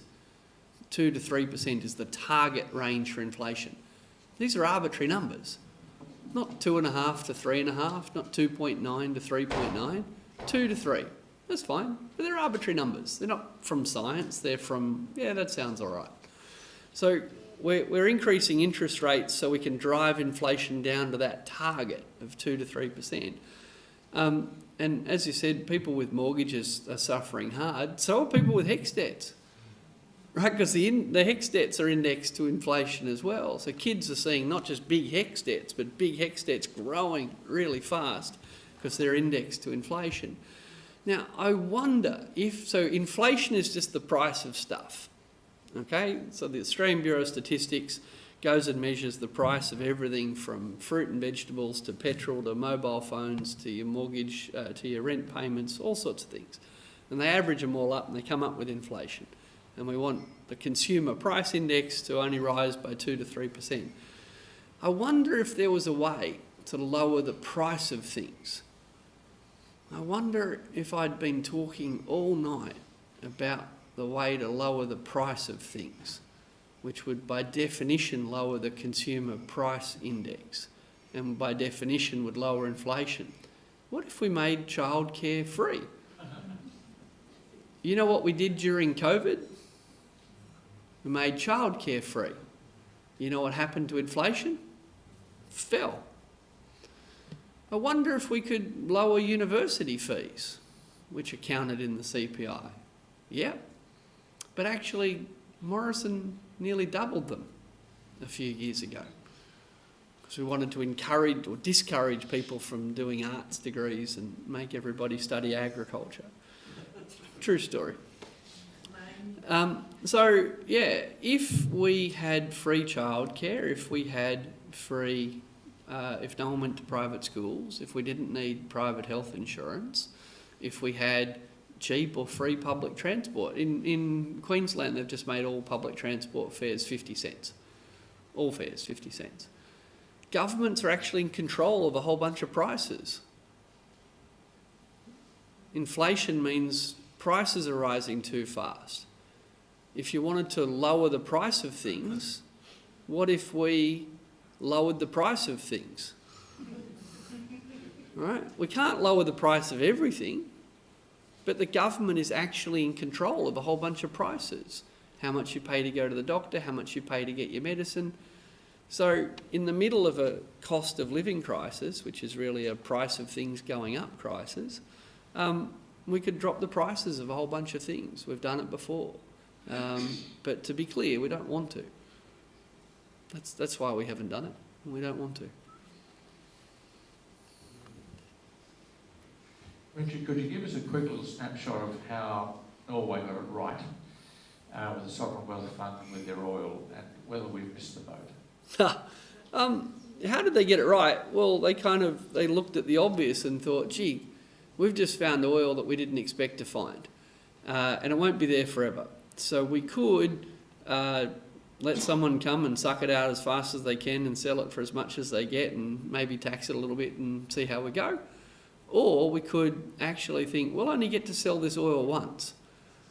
And the oil was there before I was elected. The oil will be gone, by the time I'm dead. We only get to suck it up and sell it once.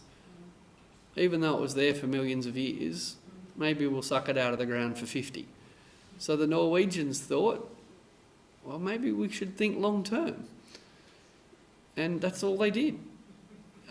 They'd seen that there's something called, in economics, we call it Dutch disease. The Dutch found oil before the Norwegians, and they kind of let the market rip. And what happened was they sold a lot of oil in a hurry. Their exchange rate went up. The exchange rate was so high that their manufacturing and agriculture industries couldn't compete. So all they had was an oil industry, and most of it was foreign owned. And it was such a disaster that economists termed it Dutch disease. Like, don't do that. So the Norwegians were like, well, let's not do that. Guess what Australia did? That. And is it too late? No, that's what they want you to think. Would it have been good if we did it 10 years ago? Yep. Would it be better if we did it 20 years ago? Yep.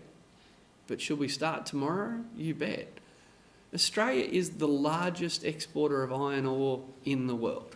Yeah. We're the largest exporter of liquefied natural gas in the world. Yeah. We're the largest or second largest, depending on the time of year, coal exporter in the world. Yeah. We are big. We have a continent the size of North America. We have a population the size of Singapore. We have all of the resources that come with a continent and all of the population of a large city. We should be by far the richest people in the world, but we give it away for free. Gina Reinhardt and Twiggy Forrest, we basically gave them the iron ore. All right. At least they're Australian, but still, you know what? They could be paying a hell of a lot more tax too. We give it away. It's the colonialism.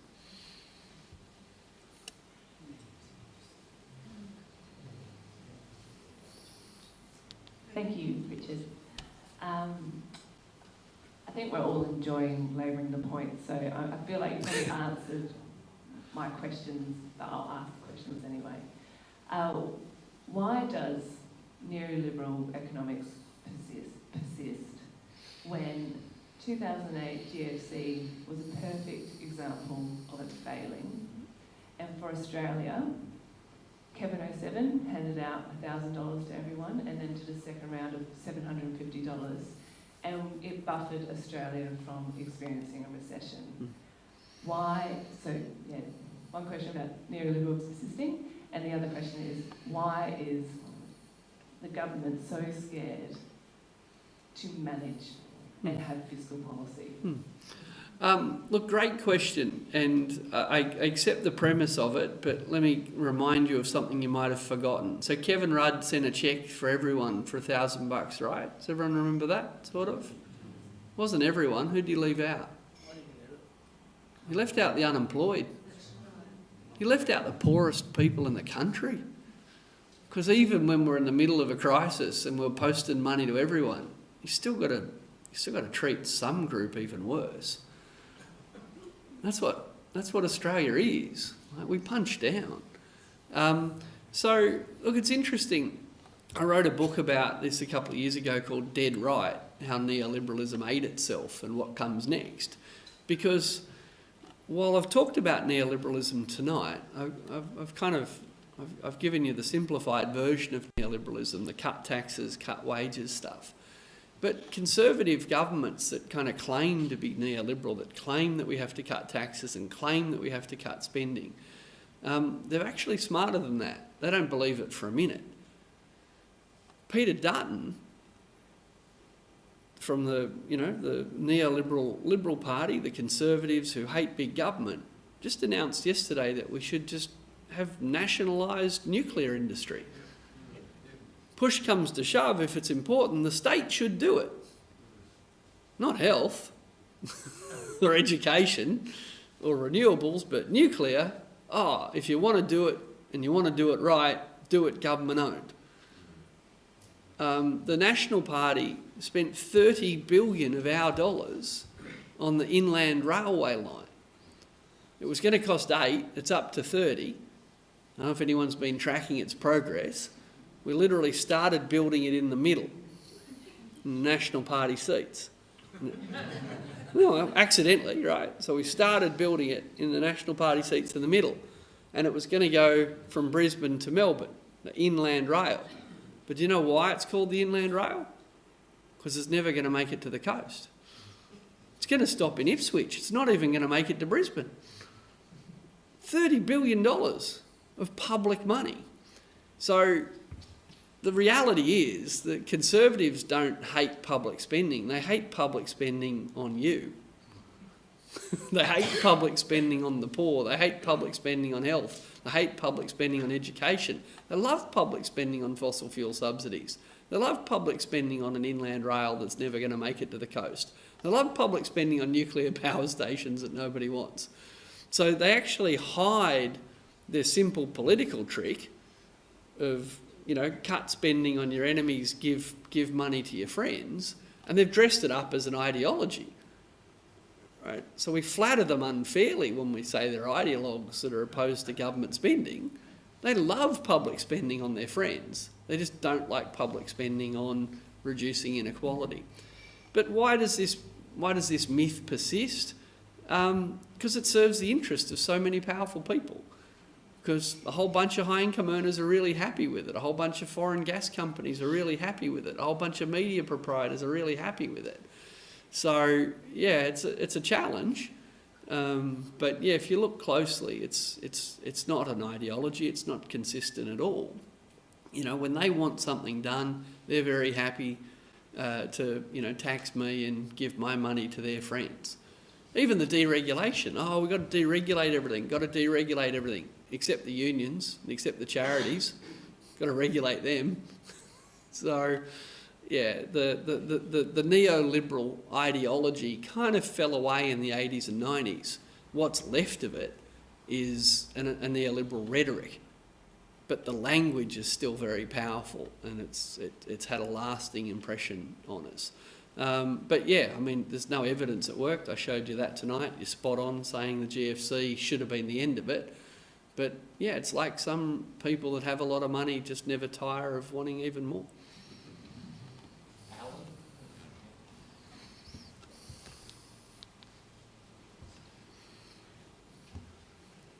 Thank you, Richard, for your presentation tonight. I'm not really big on politics, and I'm pretty basic when it comes to politics.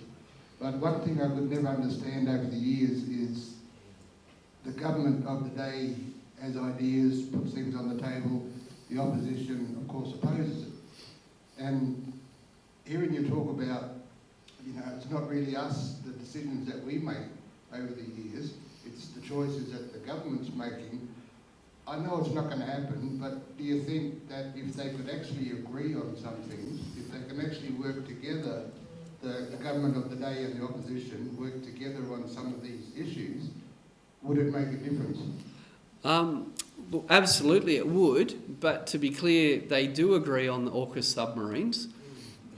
They do agree on the fossil fuel subsidies. Indeed. No, but I guess I'm saying there are plenty of things that they agree on. And unfortunately, the things that they choose to weaponise, the things they choose to fight hardest about, aren't the biggest problems that we face. They're the easiest fights for them to have. Yeah. Like that's my point. That was my trying to answer your question about that. You know, rather than actually have a fight about something big and important like making the gas industry pay tax, no, why not have a big fight about how low the unemployment benefit should be? Right? This again, it's just punching down. It's just like we, you know, or yeah. Sorry. And we have to pay. Exactly, and we have to pay. So you're spot on, but it's okay. I mean, I grew up in a pretty apolitical household with parents who were kind of politically conservative, who never really talked about politics, but to the extent they had politics, they're quite conservative. So I grew up in the kind of Australian household where you just didn't talk about politics. But not talking about politics means not talking about democracy, right? This is the hard part. You can't have a democracy without politicians. You can't have a democracy without politics. And we've been trained to think it's impolite. We've been trained to think, oh, that's not for me. But your schools, your roads, your hospital, how much inequality there is in your community, these are democratic conversations. But we've been trained to shy away from them because, we shouldn't talk about politics. And that just benefits people who like things the way they are. Because if you like things the way they are and everyone else is afraid to talk about it, well, that's the easiest way to win, which comes back to the question earlier. That's why we have to find ways to have these conversations. Just 2 more questions. Thank you. And Richard, thank you for being here tonight. I've been following you guys for quite a while, and it's nice to be in such a small room and be able to be engaged personally. My question is not so much a question as a speculation. One of the strong themes of tonight has been the way we're giving away all of our commodities. And my question is of a historical nature and probably therefore not of much productive use. But can I take you back to the Whitlam years and a bloke called Rex Connor and the Kemlani affair? The Kemlani affair. Rex Connor was the energy minister at the time, and his stated aim was to borrow $4 billion to, quote, buy back the farm. I've been wondering for a long time, and I wonder whether you'd like to comment on where we might be now had he succeeded. Well, we would be a lot better off. Imagine if we hadn't sold off all the public housing in the last 20 years. What's happened to the price of houses? We've told ourselves we got rich by selling off housing assets that were going up in value. We've told ourselves we got rich by subsidising someone to come and privately extract our resources rather than do it ourselves. We've told ourselves we'll get rich by privatising all sorts of services, where now, you have people making, multi-billion-dollar profits out of providing healthcare, aged care. How can it be cheaper if there's the cost of producing it and the profit on top? So, no, absolutely, we sold off the farm. Actually, we gave it away, and again, we've done it with so many of our assets.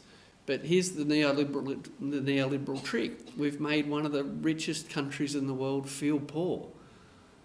And it's only because we feel poor that we feel we have to do these things. We better have a fire sale of public housing, even though everybody knows that house prices are trending upwards. How is that good economic management? How is giving away iron ore or coal or gas good economic management? But we got so excited that we gave them the gas for free, so they bragged about employing a couple of hundred people to weld together the export hub. We got excited about the jobs in the welding, not the billions of dollars in revenue that left.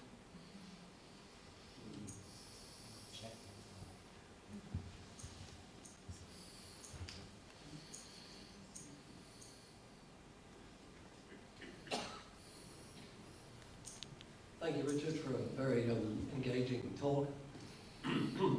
I'm left puzzled, and I've been very convinced by your arguments, and I think to myself, I've watched governments of different colours come and go.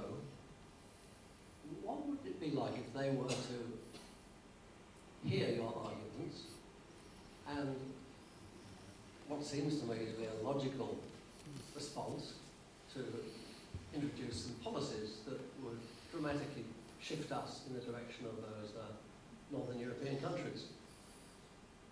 And the only thing that I'm left with from what you've said is that it would appear that with our Labour government might be the best place to do this.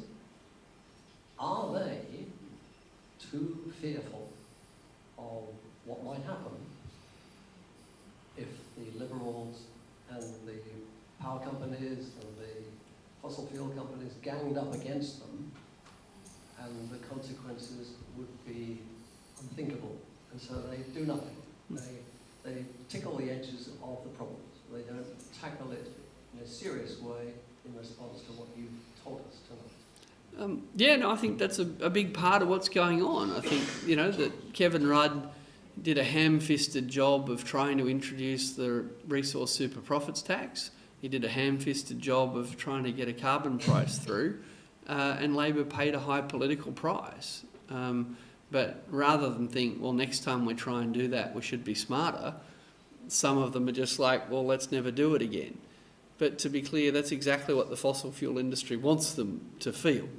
And there's a lot of pressure on them to feel that way. But let me give you a good example. In Queensland, Anastasia Palaszczuk stepped down a little while ago. A guy called Stephen Miles is the Premier up there. Everyone thinks he's going to lose the next election. So he's actually just doing things he thinks are good. They've increased the royalties on coal, they've got lots of money, they're spending it on public housing, they just made public transport 50 cents everywhere you go. Because he thinks he can't win the election, right? Because he thinks he can't win, he's like, oh, I suppose I should do good stuff then, eh? Well, give him a round of applause, like, because he's trying. So, yeah, look, you know, unfortunately, I think what you've said captures a lot of the truth, but there's a bit more to it than that, but not much more. Ultimately, politicians fear two things: pain and the threat of pain. And if they think the fossil fuel industry will load pain up on them, and they think you won't, then they're doing their job when they respond to the threat of pain from the fossil fuel industry. And that's kind of how democracy works. Like, they can't do everything for everyone. They have to allocate scarce resources. And if they think if I cut the subsidies to fossil fuels, I'll get a lot of criticism and not much praise, right? They're doing their job, helping the fossil fuel companies. So we, collectively, if we want change, we have to demand it. If you won't change your vote, they won't change their policies.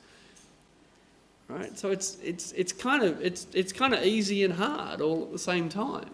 Now, what I think is really interesting, what's quite disruptive, and what's, from my point of view, fun to watch, is you've got the Labor and Liberal Party kind of stuck in this trench warfare, fighting the same old fights, using the same old victims to blame for everything. And while they're stuck in that, they're actually losing votes and seats to Greens and Independents at record pace. Well, it's democracy. I don't know about should. I'm an economist. But my point is that arm wrestle that they've locked themselves in has actually made themselves vulnerable. All right? They're actually very vulnerable now, because what we've done, what we've told ourselves in Australia is, sure, there might be 150 seats, but there's only 10 marginals. And it's only the swinging votes in the marginals that matter. So all of the Labor Party and Liberal Party's effort goes into what 10% of voters in 10% of seats say is important. And that worked and worked and worked and worked right up until it didn't. And, you know, in the seat of Mackellar, one of those ones off in North Shore, or Northern Beaches in Sydney, Sophie Sconce won that seat on a 16% swing. It was one of the safest seats in the country, a blue ribbon Liberal seat, 16% swing. The whole idea of marginal seats and safe seats has been broken by the fact that communities have gone, actually, well, you kids are just having a giant fight about small things, picking on people that I don't, think we should leave alone. Some nice doctor came along and said we could do it differently, vote for me. And the Liberals lost one of their safest seats. So, and also in 2019, a little bit of electoral history and then I'll shut up. In 2019, Bill Shorten went to the 2019 election opposing the stage 3 tax cuts in their entirety, proposing negative gearing changes, capital gains tax changes and franking credits changes. And winners write history. So Scott Morrison wrote the history of the 2019 election. But here's what actually happened. Labor went to the 2019 election opposing tax cuts for high income earners, proposing tax increases on capital gains and negative gearing. Labor's vote went up in Kooyong. Labor's vote went up in Goldstein. Labor's vote went up in North Sydney. Labor's vote went up in Curtin. Labor's vote went up in all of the teal seats, which are the rich seats. High income earners swung hard to Labor in 2019. They got it. The people that swung against Labor in 2019, what cost them the election was Bass and Braddon in northern Tasmania, the poorest part of Australia. The scare campaign about tax worked on low income earners that didn't pay much. The scare campaign about tax did not work in Goldstein, in Kooyong, in Mackellar, in Curtin, in all those seats. So, yep, I'm preaching to the converted tonight in a church. How good is that? But you're not alone. High-income voters in the richest seats in the country voted for the most progressive Labor agenda they've ever put up. But they lost the election because poor people fell for a scare campaign. That's why we have to keep talking to people. Thank you. I'll propose a vote of thanks. You might like to grab a seat for a moment. I'll get you back.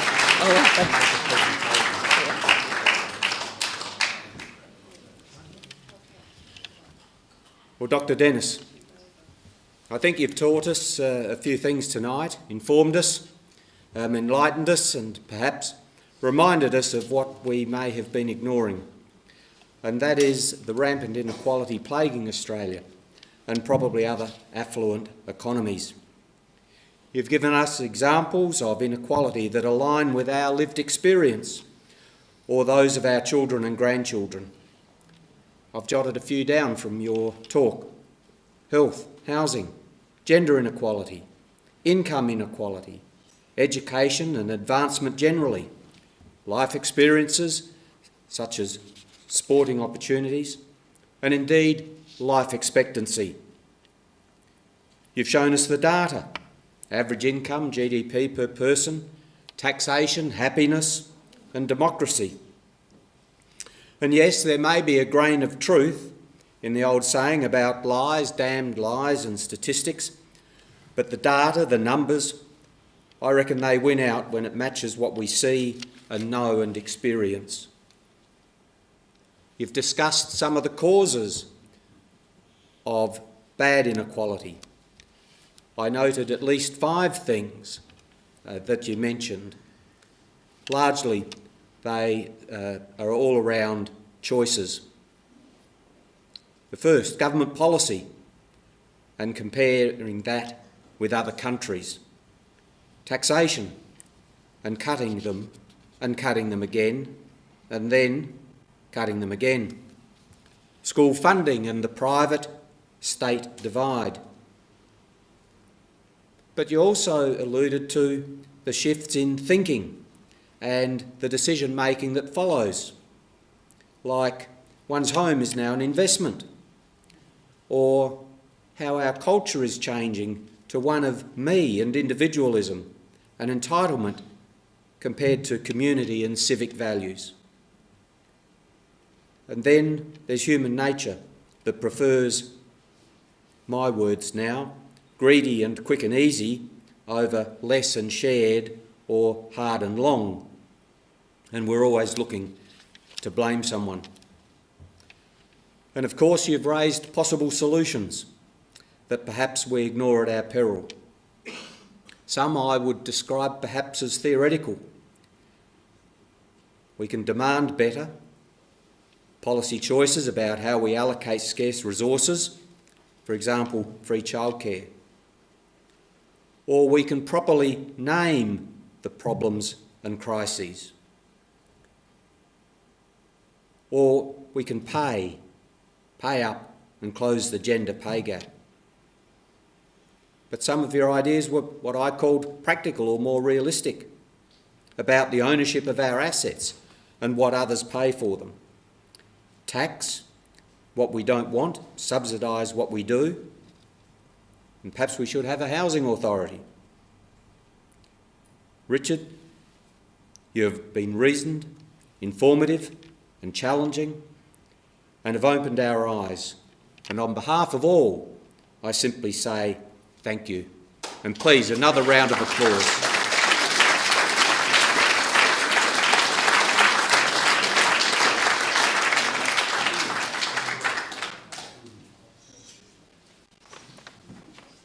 Now, I know, Richard, that this is a bit Coles to Newcastle. Giving wine to someone from the Hunter Valley is... however, I can assure everyone these are South Australian wines. We're not very parochial here.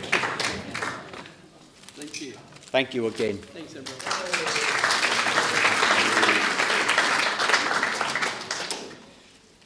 Now, before we head to some supper, and I am certainly hoping, but I haven't double-checked this, that you can stay around for a while, please, Richard. Yes. But I'd also like to thank not only everyone for coming tonight, but also to all of those people who have made this work and work so well. The ELC Management Committee, out in the kitchen, Judy and Helen. We've had Nikki helping with food, Margaret Calder, who's just driven this so well, and the list goes on. So if you've helped, I'd like to make sure that you understand that it's been appreciated and wouldn't have happened without you. So with that, I'd like to close this edition of the Wilks Oration and invite you to stay for some supper. Thank you.